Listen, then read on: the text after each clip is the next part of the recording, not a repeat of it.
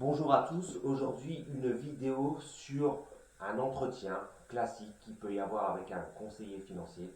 Donc on va prendre un exemple fictif de ce qui peut se produire lorsque vous rencontrez votre conseiller financier. Je vais surtout parler des conseillers financiers dans votre agence bancaire et les points auxquels il faut prêter attention parce que ces points-là en fait peuvent avoir de grandes répercussions sur votre épargne.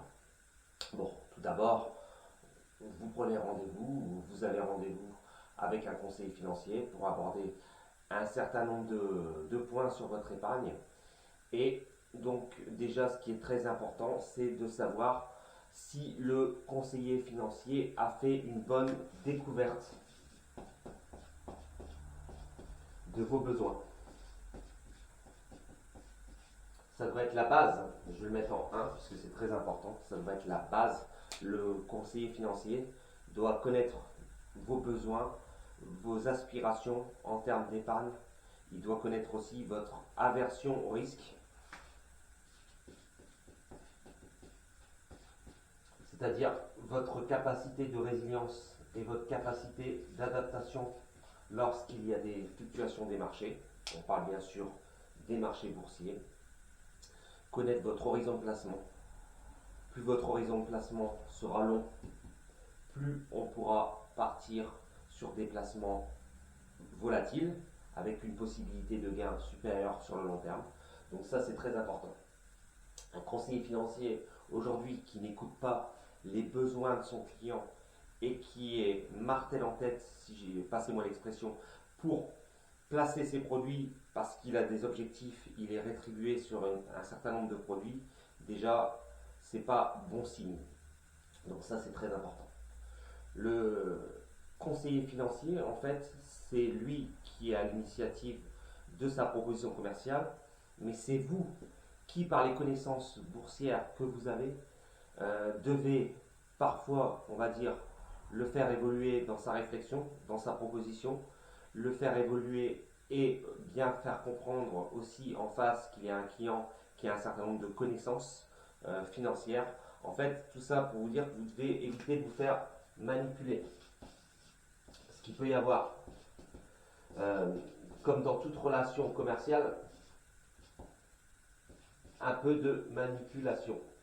Mais ça, je veux dire, la manipulation, elle n'est pas toujours négative. La manipulation, en termes commerciaux, elle peut aussi permettre de rendre service au client en lui apportant des meilleures solutions, en l'amenant vers certaines solutions.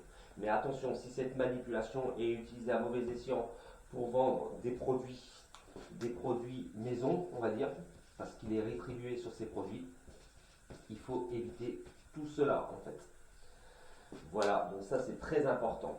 Ensuite, méfiez-vous aussi des conseillers financiers experts qui investissent en bourse, qui sont très actifs en bourse et qui veulent répliquer leur méthode d'investissement sur vous. Donc je vais appeler ça la réplication. Nous sommes tous câblés différemment, on a tous des besoins différents, une approche différente. Mon approche n'est pas la vôtre, c'est normal. Si on demande conseil à 50 personnes qui ont des connaissances entre moyenne et avancée en bourse, vous allez avoir 50 résultats différents. Donc, en fait, vous n'êtes pas un calque du conseiller financier. Ses besoins, ses aspirations, ses objectifs, ses croyances limitantes ou pas, ce sont les siennes, ce ne sont pas les autres. Donc, toujours essayer de vous éloigner un peu de sa volonté de répliquer ses choix d'investissement sur les vôtres. C'est très important. Je ferai plusieurs séries de vidéos là-dessus. Là, pour cette première vidéo, je vais venir sur ce qui me vient un peu en tête. Donc ça, c'est très important. Ensuite, quatrième chose, évitez, mais alors là, c'est très important si vous partez en bourse, d'être uniquement sur des produits financiers avec le capital garanti à échéance. Je reviendrai sur ce type de placement. En fait, il y a possibilité au sein de votre entité bancaire de prendre souvent des SICAV dont le capital est garanti et qui est investi sur un indice, par exemple le CAC 40. Le souci avec cela, en fait, c'est qu'on va vous garantir un rendement, souvent au bout de 5 ans, 8 ans, d'environ 3% par an, 4% par an. Alors, sur le papier, ça a l'air très bien, mais il y a pas mal de clauses restrictives à ce contrat, notamment le fait que si le CAC 40 monte plus que 4% par an, si le CAC 40 dividende réinvesti par exemple fait 8% par an, ce que l'on constate depuis 35 ans, eh bien les 4% de différence, ça ira dans la poche de la banque. Eux, ils vous garantissent le 4%. Tout ce qui est au-dessus des 4%, c'est pour eux. C'est comme ça. C'est le contrat. Et deuxième chose, n'oubliez pas non plus que s'il y a une baisse très forte des marchés sur la période de 8 ans, ce qui peut arriver, même si sur le long terme les marchés montent, le capital n'est pas toujours garanti. Si il y a une baisse, je m'explique, très importante, par exemple moins 20% sur 8 ans, eh bien ce qui va se passer, c'est qu'en fait, le contrat va dire par exemple que vous étiez garanti au niveau du capital jusqu'à, il y a une petite astérix, moins 15% sur 8 ans. Et donc ce qui va se passer, c'est qu'au niveau mécanique, vous allez perdre 20% et le capital ne sera plus non plus garanti.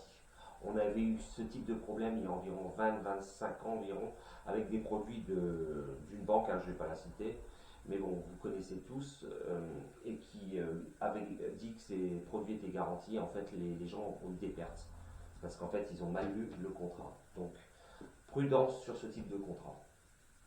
Ensuite, cinquième cause, mais qui rejoint un petit peu la troisième, mais qui est un petit peu plus pernicieuse.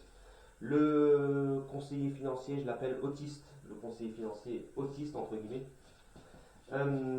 qui n'en fait qu'à sa tête, qui prend les devants, qui est prêt avec les contrats, qui est prêt à vous faire signer. Il faut se dépêcher, et puis c'est comme ça parce que lui c'est le sachant. Ça aussi, évitez.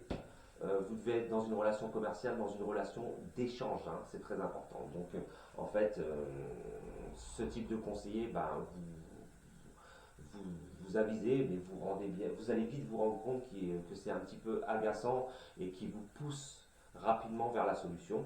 Sixième chose, mais bon, j'ose imaginer que ça ne se fait plus trop aujourd'hui, le COFI, on va l'appeler le conseiller financier, le COFI, ben, qui aussi vous pousse automatiquement à signer dès le jour même, parce qu'il y a une promotion en cours et puis c'est aujourd'hui ou jamais, etc. Donc ça aussi, hein, à prendre avec des pincettes, rien n'est urgent. Il n'y a pas de situation d'urgence, d'accord? Vous pouvez très bien requalifier un deuxième rendez-vous, étudier sa proposition commerciale. Voilà, en fait, il faut laisser le temps au temps. Ne soyez jamais pressé. Voilà. C'est tout ce que j'avais à dire pour cette petite vidéo. Je ferai d'autres vidéos un peu sur le même sujet. On va trouver d'autres causes à éviter selon moi par rapport à une relation commerciale financière. Donc voilà, on se retrouve bientôt pour une nouvelle vidéo. Au revoir.